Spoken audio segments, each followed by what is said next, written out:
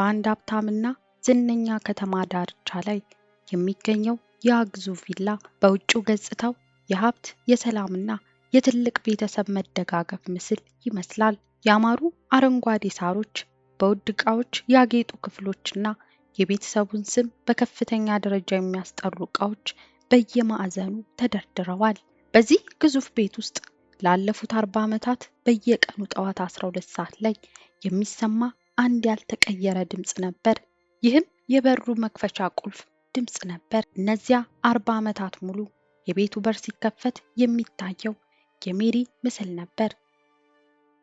ውድ ቤተሰቦቼ እንደምን ቆያችሁኝ? ሰላማችሁ በያላችሁበት ብዝት ይበልላችሁ እያልኩኝ ዛሬ በአንድ አሳዛኝ ታሪክ መጥቻለሁ።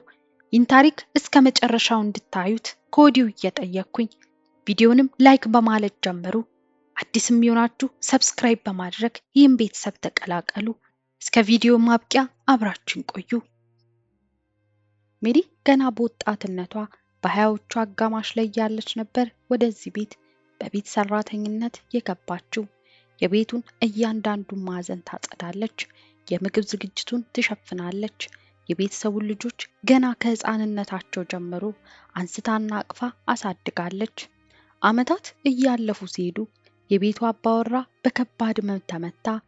ልጆቹ አድገው የየራሳቸውን ህይወትና ቢዝነስ በመያዝ ከቤት ሲወጡ አባወራውን የመንከባከቡ የመድኃኒቱን ሰዓት የመጠበቁና በብቸኝነቱ ጊዜ ከጎኑ የመቀመጡ ከባድ ኃላፊነት ሙሉ በሙሉ በሜሪ ጫንቃ ላይ ወደቀ። ሜሪ ለዚህ ቤተሰብ ደሟንና አጥንቷን ሰጥታለች። የራሷን ህይወት አልመሰረተችም፣ ትዳርም አልያዘችም። የራሷ የሚባል ቤተሰብ ሳይኖራት ሙሉ ወጣትነቷንና እርጅናዋን ለዚህ ግቢ ገበረች።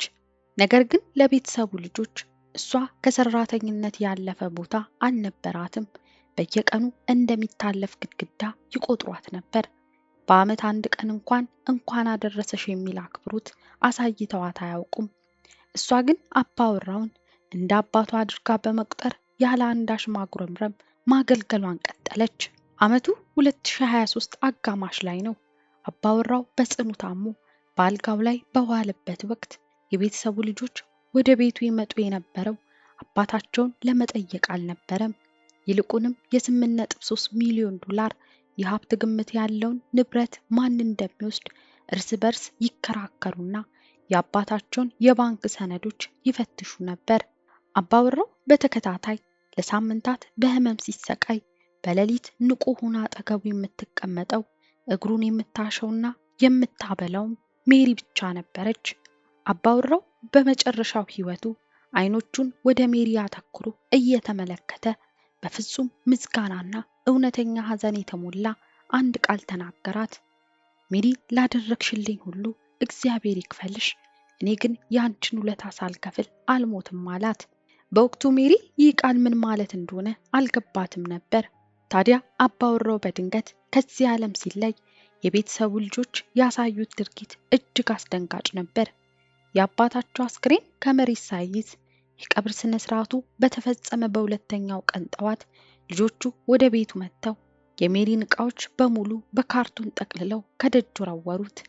ከእንግዲህ የአንቺ እርዳታ አያስፈልገንም፣ አባታችን ሞቷል፣ የዚህ ቤት ባለቤቶች እኛ ነን፣ አሁኑኑ ግቢውን ለቀሽ ውጪ ሲሉ በንቀት ጮሁባት።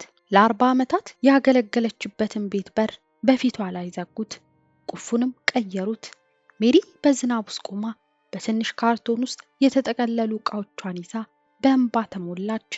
ነገር ግን ከበሩ መዘጋት በስተጀርባ ማንም ያልጠበቀውና የቤተሰቡ ልጆች ወደ አየር የሚበትን አንድ ትልቅ የተደበቀ ምስጢር ተዘጋጅቶ ነበር።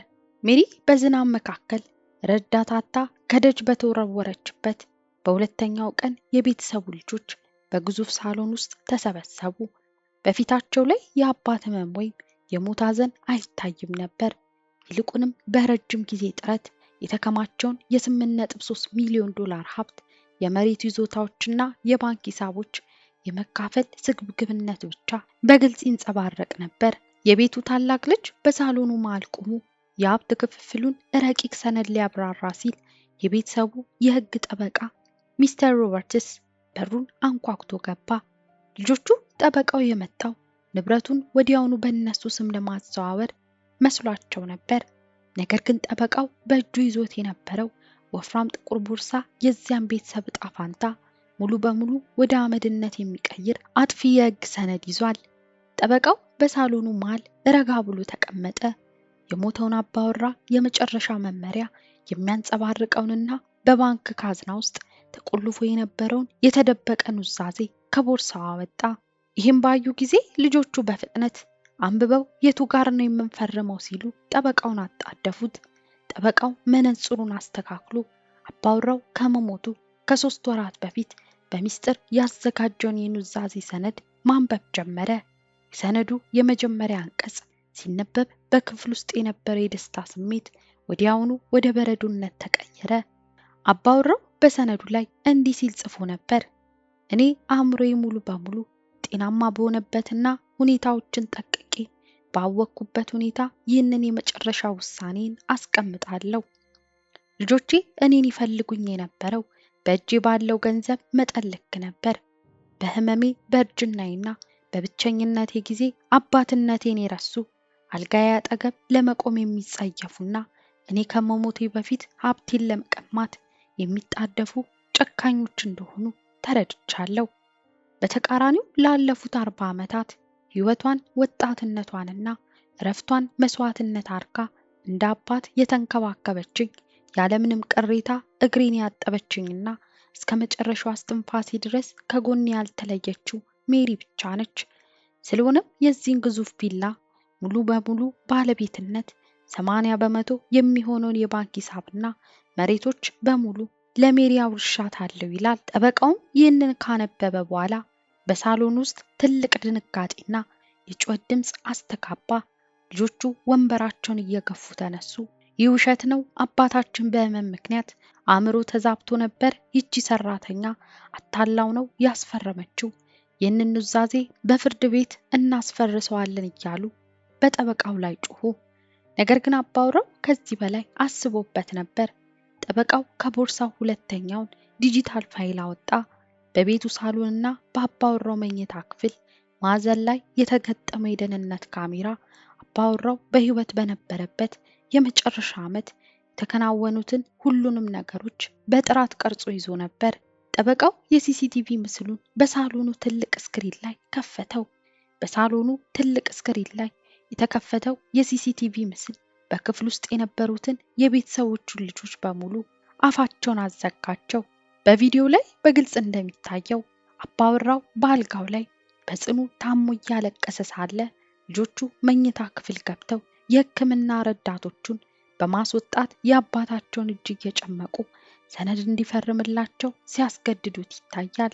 አባወራው አንገቱን ደፍቶ ሲያቀረቅር፣ ትልቁ ልጅ በንዴት በጠረጴዛው ላይ ሲመታና በህመም ላይ ባለው አባቱ ላይ ሲጮህ የደህንነት ካሜራው በድምፅና በምስል በጥራት ቀርጾታል። በተቃራኒው ደግሞ ከሌሊቱ 9 ሰዓት ላይ ሜሪ በዝምታ ወደ ክፍሉ እየገባች አባወራውን በጥንቃቄ ስታንቀሳቅሰው መድኃኒቱን በሰዓቱ ስትሰጠውና እግሩንም ስታሸው በካሜራው ላይ በግልጽ ይታያል። አባወራው አልጋው ላይ ሆኖ የሜሪን እጅ ይዞ ሲያለቅስና ሲመርቃት የነበረው ትዕይንት በክፍል ውስጥ የነበሩትን ሰዎች ሁሉ ህሊና የሚፈታተን ነበር። ይህ የሲሲቲቪ ምስል የአባወራውን ሙሉ አእምሮአዊ ጤንነትና የልጆቹን አሰቃቂ ባህሪ የሚያረጋግጥ ትልቅ የህግ ማስረጃ ነበር። ነገር ግን ሀብቱ ሙሉ በሙሉ ከእጃቸው እንደወጣ ያወቁት ልጆች በፍጹም እጃቸውን ለመስጠት አልፈለጉም። ይልቁንም በከተማ ውስጥ የሚገኙ ውድ ጠበቆችን በመቅጠር በሜሪ ላይ ከባድ የፍርድ ቤት ጦርነት ከፈቱባት። ሜሪ አባታችንን በስነ ልቦና አስፈራርታዋለች። በመጨረሻው ዘመኑ አእምሮ በተዛባበት ወቅት በሚስጥር ያዘጋጀችው ህገወጥ ሰነድ ነው የሚሉ በርካታ የሐሰት ክሶችን በመደርደር ጉዳዩን ወደ ከፍተኛው ፍርድ ቤት ወሰዱት።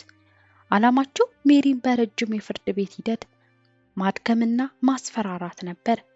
ሜሪ በወቅቱ ምንም አይነት የገንዘብ አቅም አልነበራትም። ከደጅ ከተወረወረች በኋላ በትንሽ ሆቴል ውስጥ ስራ ገብታ በእንባ ታስብ ነበር። ነገር ግን የአባወራው ታማኝ ጠበቃ ሚስተር ሮበርትስ ያለምንም ክፍያ የሜሪ ህጋዊ ጠበቃ ሆኖ በፍርድ ቤት ለመቆም ወሰነ። የፍርድ ቤቱ የመጀመሪያ ቀጠሮ ደረሰ። በችሎቱ አዳራሽ ውስጥ የከተማው ጋዜጠኞች፣ የቤተሰቡ ልጆችና ሜሪ በተቀመጡበት የልጆቹ ጠበቃ አባወራው ኑዛዜውን ሲጽፍ የአእምሮ ህመምተኛ እንደነበር የሚያስረዱ የሐሰት ሰነዶችን ለማቅረብ ሞከረ።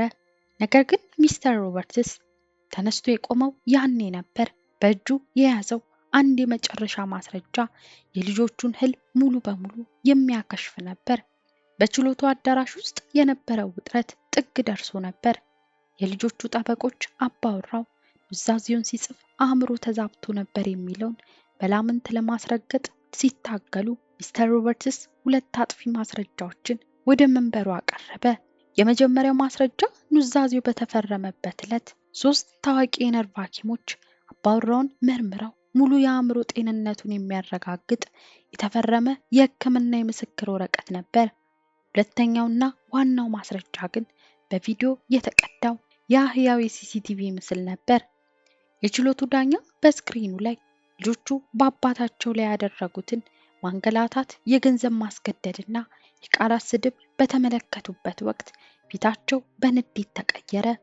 በተቃራኒው ደግሞ ሜሪ ያለምንም ጥቅም ለ40 ዓመታት ያሳየችውን ፍቅር፣ ክብካቤና ታማኝነት ተመለከቱ።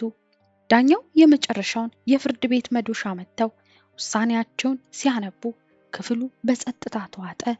ይህ ሕጋዊ ኑዛዜ በሙሉ ፍላጎት፣ በሙሉ አእምሮአዊ ጤንነትና በእውነተኛ ፍቅር ላይ ተመስርቶ የተደረገ ነው።